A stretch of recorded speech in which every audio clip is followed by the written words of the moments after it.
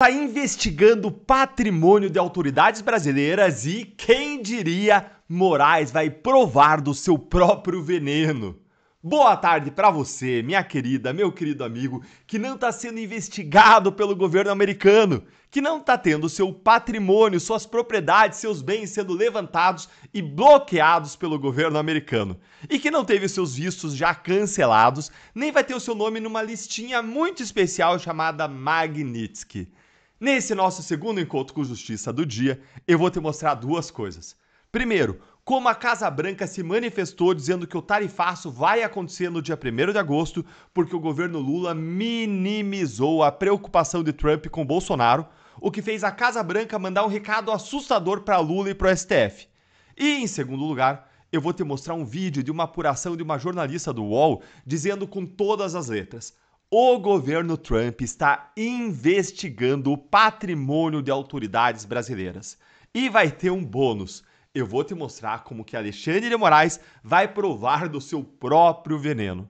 Bora então direto para o primeiro ponto com essa matéria que saiu no portal UOL, e as duas apurações da nossa análise de hoje são da mesma jornalista, a Mariana Sanches. Olha aí.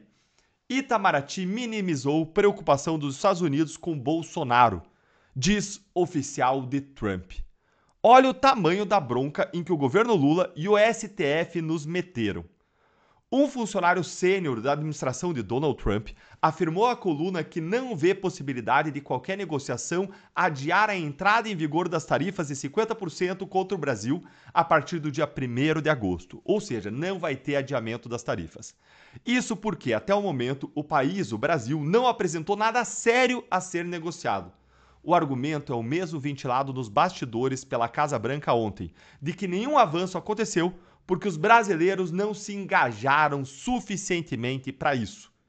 Questionado sobre qual seria o engajamento esperado do Brasil nesse momento, esse funcionário que pediu anonimato para comentar o assunto por não ter autorização para falar sobre o tema publicamente, afirmou que a discussão não pode se pautar apenas em comércio, já que a preocupação primordial de Trump seria outra. Gente, adivinhe qual que seria a preocupação do Trump, hein? Tente adivinhar. Eu vou dar 5 segundinhos aí para você pensar e para você escrever aqui nos comentários. Olha lá, 5, 4, 3, 2, 1. E aí, escreveu? Bora ver qual que é a preocupação.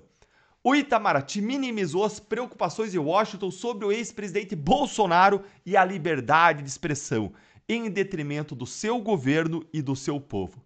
O assunto agora se agravou muito além das expectativas deles, afirmou o funcionário da gestão Trump. Quem diria? Quem diria? Quem poderia imaginar uma coisa dessas, não é mesmo? Puxa vida, é realmente um choque, né? A gente jamais saberia disso pelas várias manifestações do Trump reclamando da caça às bruxas contra Bolsonaro, da perseguição política e judicial que ele sofre aqui no Brasil, dos abusos do STF contra a liberdade de expressão, inclusive contra cidadãos e empresas americanas. Realmente é algo chocante, né? Não dava nem para imaginar. Mas mais impactante ainda é o quanto Trump está inabalável na sua determinação de ir até o fim. Olha só esse recado assustador que veio da Casa Branca. O presidente Trump foi claro e o governo americano dispõe de uma ampla gama de ferramentas que pode e irá usar para promover suas prioridades. Moraes e sua turma apenas testemunharam o início disso. Isso está longe de acabar, disse essa fonte do governo Trump. E agora bora para o próximo ponto, para o segundo ponto, porque não só o tarifaço vai acontecer diante da falha gigantesca do governo Lula, da incompetência de Lula em negociar com o governo Trump, mas os americanos estão indo com tudo para cima do patrimônio das autoridades brasileiras. Já estão investigando o patrimônio dos ministros. Olha aí comigo. O que é a Lei Magnitsky, né, Natália? Essa é uma lei que foi criada ainda na gestão do Obama e que, a princípio, mirava funcionários do Kremlin, funcionários russos que tivessem praticado atos graves de violação de direitos humanos ou de corrupção. E aí, então, quais eram as punições previstas? Restrição para entrada nos Estados Unidos, e isso já não seria mais uma questão, porque a gente sabe, por exemplo, que o Alexandre de Moraes já está com essas restrições, assim como seus familiares. Mas, além disso, proibição de transação em dólar com qualquer instituto, com qualquer instituição financeira que opere nos Estados Unidos, e, portanto, aí, quer dizer, é uma uma avenida aberta, já que hoje, por exemplo, a gente tem as bandeiras dos cartões de crédito Visa e Mastercard, que são americanas e que operam no mundo inteiro. Essa seria uma limitação, por exemplo. Já não seria possível, em tese, potencialmente não seria mais possível ao ministro Alexandre de Moraes ter um cartão de crédito ou mesmo de débito com essas bandeiras. E proibição e congelamento de bens aqui nos Estados Unidos. O ministro nega que tenha bens aqui, mas isso poderia atingir um familiar seu, e a gente sabe que tem havido um levantamento em relação a propriedades de autoridades brasileiras aqui nos Estados Unidos pelo governo Trump, Natália. Então, assim, o que um especialista nessa lei da Universidade da Austrália me chamou de uma camisa de força financeira. Os bolsonaristas gostam de dizer de pena de morte financeira. Ele vai menos longe nisso, mas diz que realmente é um tipo de punição que traz consequências graves para a vida da pessoa que é atingida por ela. E seria imposto sem que o ministro tivesse sequer condição de se defender nesse momento, Natália. Então, num segundo momento, ele até poderia se colocar, mas agora seria, digamos assim, a revelia, uma punição imposta pelo governo Donald Trump.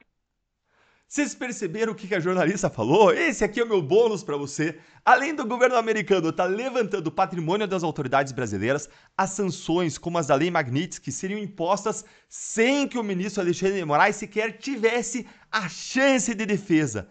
Olhem a ironia do destino. Logo Moraes, que tanto abusou do seu poder contra centenas de pessoas sem conceder a elas o direito à ampla defesa, ao contraditório, ao devido processo legal, à paridade de armas, garantidos pela nossa Constituição, ao julgamento por um juiz imparcial. Moraes vai, enfim, provar do seu próprio veneno. A terra plana, ela não gira, ela capota.